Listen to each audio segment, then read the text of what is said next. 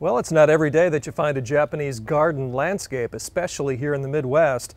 But today we're featuring that here in beautiful Elkhart and along the St. Joe River. You can't get a better setting, Mark. Oh, it's absolutely beautiful here. It is, and this is a beautiful property, one that maybe some of our viewers remember from last year. We're not going to show, the entire project from last year, but you did some work here, didn't you? We did. We did the front courtyard, kind of the entrance to the residence here, and that kind of got the homeowner all excited. And so this was another phase, and we made this a priority over here. Now there's some history here with you and the homeowner, and it goes back 2 generations. You're correct, Craig. Yes, been here for over 20 years, and wow. Actually maintained the property as well. And we had kind of a unique challenging situation over here. We've got only about 10 feet of space to work with between the property line and the home's foundation. And actually out of that 10 feet, 3 feet is concrete sidewalk. And so that leaves us this narrow strip of only 6 feet. But you know what? You can do some pretty amazing things with tight, narrow areas. Yeah, I don't know that I'd want this any wider. It just looks so manicured and so designed for this property that you probably wouldn't want it much wider, would you? Let me share a secret with you. Sure. As well as the viewers here. Yeah. So if you stand here and you look down, we've got kind of a long straight shot, almost like a bowling alley. Yeah. And so we wanted to break that up. And what I came up with was doing a nice layered look with the ground cover. We've got the Pachysandra ground cover towards the back, which gives us a little bit of height that typically grows at about 6 inches in height.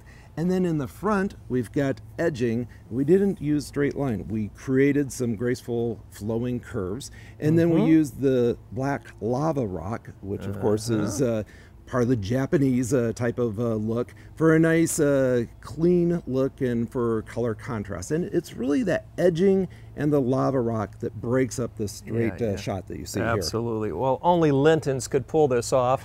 A Japanese garden landscape in the Midwest, you've done it. But if there's a wow, it has to be the fence, right? Well, thank you. And the fence was a necessity because we are so close between the residences here. We have windows that look out upon this, and we wanted a nice backdrop, and it had to fit the theme. So we've got bamboo that was imported from Japan. This is a unique custom fence.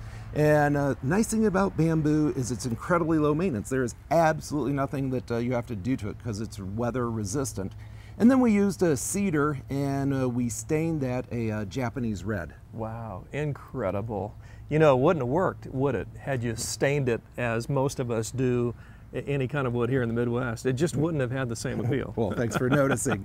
And that red, what we are doing is playing off of this red Japanese maple here. We're using this to anchor the corner. Nice dwarf little ornamental tree, but actually we planted it this size, so it's a very specimen tree. Maintains these red leaves all spring, summer, and fall. Excellent. Well, a lot of focal points here Mark will tell us about, and most of them are the taller variety, correct? Exactly. And something like this here, incredibly rare, incredibly unusual. This is a grafted little dwarf patio tree. You probably recognize it as a blue star juniper that we featured on our show before. But what you don't see or recognize from before is the white variegation in here. So this is a variegated blue star juniper. It's been grafted onto a tree trunk, which makes it very short and compact. It's actually an evergreen shrub, but grafted onto a tree trunk. Japanese do a lot of grafting, and it gives us that blue and white variegated color 12 months out of the year. Okay, well, let's walk along the path here and discover a few more items here. I'd like to share with the viewers out there, we're going for contrast of not only colors, but textures as well. So you're going to see some groupings of some boulders in here. I like how it plays off of the Pachysandra here. Difference in textures. Our ajuga is in full bloom here. We've got a Japanese cedar, which is very columnar, giving us some height. We really don't want anything here that's going to hide the fence, but we want some taller things just to soften it. I have a feeling the neighbor appreciates what you've done as well. You know, I would predict they've only seen the back side of the fence. That's right. They have no idea what's over here, unless they've peeked over. But they can certainly see, well, maybe not, but they can see the bamboo, I would think, at times. Oh, of course. Yeah, yeah. And then this is one of our fern spray cypress. It's also a patio tree. Evergreen branches and needles that resemble ferns. Beautiful chartreuse green, accented with bright gold. Won't ever get any taller than about 4 feet in height. I love this. That screams Japan right there, It does. And this is one of our outdoor bonsai. This is a slender Hinoki cypress. I love those soft textures. And when I see our guests walking through the garden center, walk by those, they always want to touch them. Yeah, I bet you get a lot of that, don't you? Next? Next, this is our dwarf blue pine, and it's Pinus sylvestris, and features those blue needles. The new growth, as I shared with you last week, for on pines, those are called candles. And at this time of the year, you know, they have this type of look, but a little later on in the season, that's where those new pine needles come out of. And what a nice contrast to this one, huh? This is Mark Linton's favorite evergreen tree here. This is our Japanese umbrella pine, and the coolest thing is just touching it. Yes. When you feel it, it feels like rubber. Like, this can't even be real. But a very beautiful, spectacular tree, very rare. One of the best specimens around is over in Fernwood Botanical Gardens, and that's one that we started growing many, many years ago.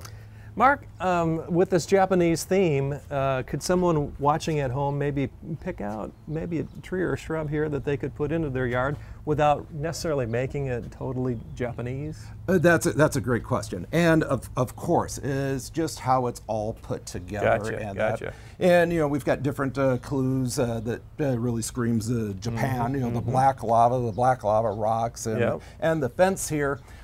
We are featuring a lot of different types of Japanese maples. This is a very rare Japanese maple. It's called a butterfly Japanese maple. Look at the variegation in the leaves there. I see that. In the springtime when it leaves out, it's got a pink edge around the leaf. You can still see a touch of pink.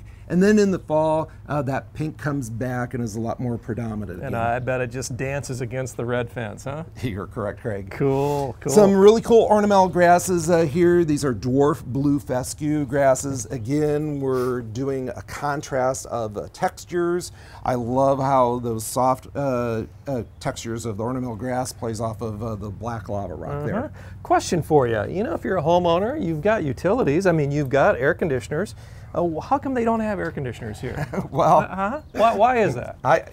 In this type of house, this caliber, of course, it's got air conditioners, and we actually refer to them as necessary evils. And it's not something that you want to feature by the front door. It's not something that you want by the back patio, and so usually they show up on the side yard.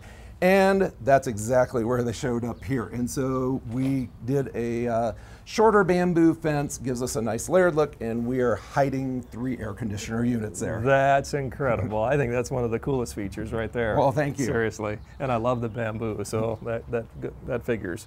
Next.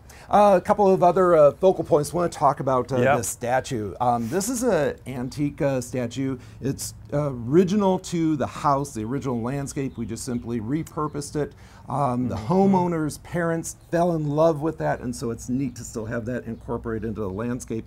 Behind us is this large picture window which overlooks this area, and so we gave it a very prominent location, flanked between 2 very unique different type of evergreens. This is our columnar Norway spruce that only gets to be about 2 to 3 feet in width. Gives us some nice vertical height. A Hindu pan pine, an outdoor bonsai.